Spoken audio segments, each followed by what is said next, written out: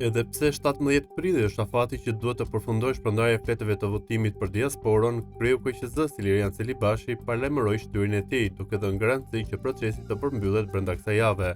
Kam frikë se ne nuk e përfundojmë dot në datën 17 procesin për shkak të ngarkesës së shtuar, por kjo në mënyrë kategorike e them se rrezikon procesin, theksoi Celibashi. Deri më tani janë dërguar rreth 90.000 zarfe votuesve të regjistruar jashtë Shqipërisë, ndërkohë që nga shërbimi postar Celibashi njoftoi se ka mbërritur dhe zarfi i parë i një votuesi që i përket qarkut të Dibrës dhe që është emigrant në Gjermani, ndërkohë që pas ditën e së mërkurës pritet e mbërritja e zarfeve të tjerë. Kadar ka vonë të mbërrijnë të paktën 111 zarfe që janë nisur, tha Celibashi. Nga ana tjetër, ai garantoi sigurinë e votës, po tha se shitblerja e saj është përgjegjësi penale atij që e trafikon atë. Nëse votuesit nga jashtë do të duan ta shesin tabletë, ta tregojnë që do të ketë sankcione të rënda penale që shkojnë në 3, 4 apo 5 vite burgim, u shpreh më tej Celibashi në një deklaratë për media.